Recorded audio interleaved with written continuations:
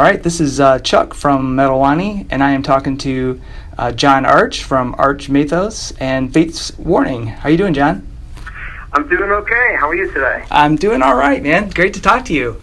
You too. So, Awaken The Guardian Live, the DVD Blu-ray, is coming out at the end of April on Metal Blade. Yeah. It features two festival shows that you and the original members of Fates Warning did to celebrate the 30th anniversary of that awesome album. One at Keep It True in Germany and the other one at Prog Power USA. What was it like for you to perform at these very special shows? Well, I don't think I could sum it up in few words. It was nerve-wracking, number one, because I hadn't been on stage, as people well know, for quite a long time. Yeah. So, it was a daunting task for me. I spent a lot of time. We had a year and some change notice, before the first show. So, I just rehearsed as much as I could to get my voice in somewhat shape. Of course, not in the shape it was 30 years ago, but to see what would happen. And then we got together with the members of the band, like old times, and started rehearsing probably 6 months before the shows. It was nerve-wracking. It was, I'm like that by nature, type A. And standing in front of people, especially saying this stuff, it was hard 30 years ago. And to do it, at my age now, it's like, oh my God, why did I say yes? But, all in all, after it's all said and done, there were a few little trip-ups here and there. But, I guess, it was gratifying. The fans were, fantastic. I think it's the fans, the energy that kind of gets me through the show.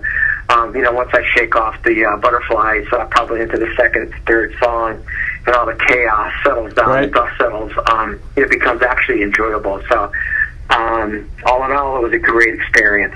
Oh, that's great, man. I think you're cutting yourself short as far as your voice, because it sounded amazing. I watched the DVD and you sounded great. I mean, you didn't miss a beat. Didn't miss a beat. How did you prepare yourself to sing the album in its entirety and deliver that two dynamic performances?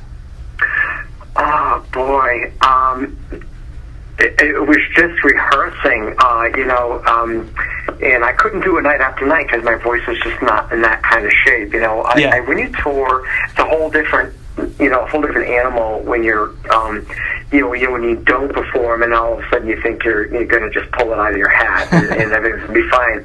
It's physiological. It's just not possible. Yeah. So I rehearsed probably every other night, and most singers probably wouldn't admit it, but I don't care. I'll admit it that there were nights where I thought I sounded pretty good and I was hitting everything and everything was flowing, and then there were other nights where it was like, oh man, what's going on? So it was a consistency issue with me. So there would be good nights and there would be nights that weren't so good. And then I ran into a problem physically with my voice, and I don't know exactly. I went to have a scope done and all that stuff, and he said everything was fine there, so maybe it was psychological. I have no idea. Right. So I kind of fought through that, and then got back on track. And then 3 days before Germany, I was feeling really crappy, and my nerves were going haywire, like, oh no, what's going on now? And I went and I got tested, and I actually I was in the beginning stages of Lyme disease. Oh, no. Tick-borne illness, because I'm a mountain biker, and I had, man. obviously... Yeah, so it was like I said to myself, if it wasn't for bad luck, I'd had none at all. So that kind of upped the ante a little bit, and I was really a nervous wreck, because, anybody that's had Lyme before would understand, the massive headaches and extremely fatigued and all that stuff. Yeah. And so the stress on top of it was really weighing heavy on me. But, I tried. There was no choice at that point. It was like, you know what? It's on, and we have to do it. So I went on stage, and luckily, I don't know, man. I think it's adrenaline and mixed with a little bit of testosterone that I have left, and the fans that really pushed me through. So it wasn't my best performance by far, But I got through it, and luckily, like everyone does, we took the videos, and I went to the studio, and we left, a good 70% of it, 75 alone, because we wanted it to have that live, that live sound. Yeah. And normally if it was a studio effort, I would never let anything slide. I just keep doing it until I got it right. But I said, you know what? We left some flatsies and sharpsies in there, and I fixed probably the major lead balloons that came out. And so I've been battling here, and I hope I answered your question. Yeah, no, that was great, man. It was great. It seemed that both the shows, the crowds were equally enthralled with the band's performance, and I think that Keep It True, that was the first time that incarnation of Fates Warning had been to Europe. Yes. Could you tell any difference between the crowd's reception to the band between U.S. and Europe? Well, you know what? First off, let me say that I did go to Germany and play Kit in 2012 in support of Sympathetic Resonance. So yeah, I guess I can't say that I haven't been on stage for 30 years. I guess I didn't intentionally lie. I forgot about it. so yeah, ARCH MATHEOS with Joey, and are you there? Yeah, I'm here. Oh, good. Okay, it looks like somebody called. I heard beep. So, the ARCH MATHEOS lineup went over there, and we did songs off of Sympathetic Resonance, and we also did Awaken the Guardian, some songs off of Awaken the Guardian and Spectre. Oh, okay, cool. More popular tunes. Yeah. So, and Bakken. So, I noticed, on stage, the fans were very receptive, and, they were into it, and you could tell that they were having a good time. But there was a different reaction when we finished doing Sympathetic Resonance, and then we went into the Guardian stuff. They just came alive. It was, I think that a lot of people probably weren't familiar with the Sympathetic Resonance stuff, and of course, Awaken the Guardian. A lot of people are into that album heavily. So you could definitely tell a difference between when we broke into the Guardian stuff. They just went crazy. So. Definitely a difference there. So I wanted to bring that point up. And then between the European crowd, I will say that, and I mean this in a good way. It's almost, I'm sure you're familiar with the old episode, the Twilight Zone episodes. It's kind of going back into an episode of the Twilight Zone, because everybody is just dressed. You'd think you were in the 80s. Everybody's dressed the same way, you know what I'm saying? Yeah. And, the big chains, and, everybody looks like Lemmy from Motorhead to me, and they're in that era, but it's a good thing, because it's like their religion to them. Yeah. And it's I don't know, it's like a mass convergence of metal fans. It's like a big family, and when they get together, they just have a great time, and they're so into the experience. And the last thing I'll say is that they're very forgiving, as far as live performances. And I think a lot of people, a lot of them like the live performances better than, we're listening to something on, a digital CD. So then that's good for me, being forgiving. I could have, come out running around in my underwear, and they'd still go crazy, because they still like the music, and it's all about the music, Right. So that, and then as far as the U.S., kind of the same thing, but not living in the '80s so much. But the crowd wasn't really. It was a great crowd, and it was near full. But I noticed the venue. There was a lot of people that were kind of up in the balcony, sitting back. Some of them were going nuts, but some of them were just kind of chilling out. And then the people, of course, up front were going nuts. So. Yeah. Those are the people that I kind of set off of, are the people up front, and I really wish they would do away with these jersey barriers and things, and 15 feet from the stage. Yeah. Because it kind of sucks. I like it, when the fans and our friends are right at the stage, because it makes it so much more intimate that way. Yeah, I've seen barriers that weren't quite as far as that, and that was far away. So it gives kind of a different feel. It's like, I don't think anybody's going to hurt each other here, you know what I'm saying? Right. Everybody's having a good time. I just think it's unnecessary, but I guess, for the photo pit kind of thing, they do that, but it's like, so they only allow them like two songs or whatever for the photo pit thing, so move them out of the way or something and let the fans come to the stage. But there's similarities. I mean, they're great. They're both in the U.S. and both European. With my experience, as limited as it is, they're both great audiences. But I did notice a little bit different as far as the all-out passion. I'd have to lean towards the German fans, and I just hope I don't disappoint anybody, because I don't mean that to slight anybody. Great fans, so please, leave that out if you think that I have, So I was going to ask you, how's your relationship with Jim now as compared to when you left Fates Warning after the Awaken album?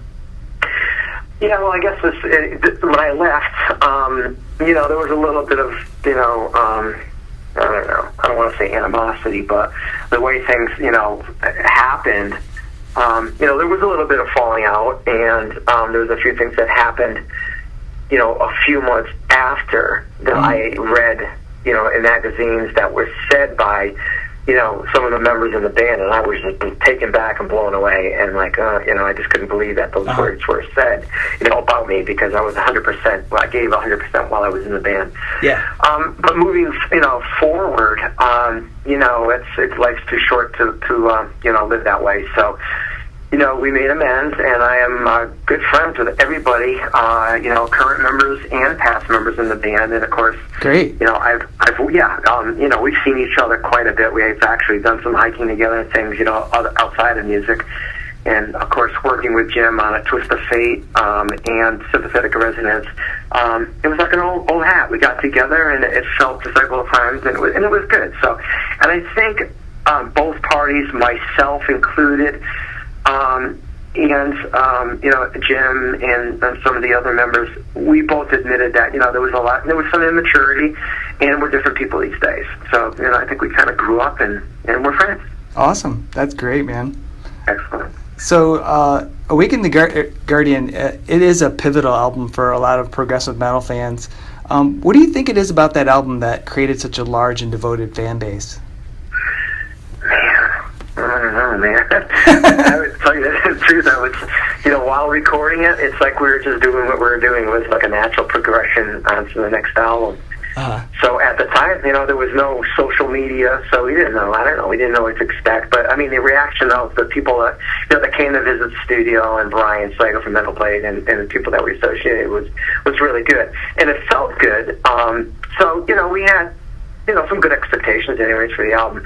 And it wasn't until later on when social media came about and we were able to physically see, the impact that it had on people. So, I don't know, maybe it was timing, it was before some bands. I mean, some bands, like Queen's Neck, we were kind of like running parallel, right about the same time, and Dream Theater was Still Majesty, and they were just starting off.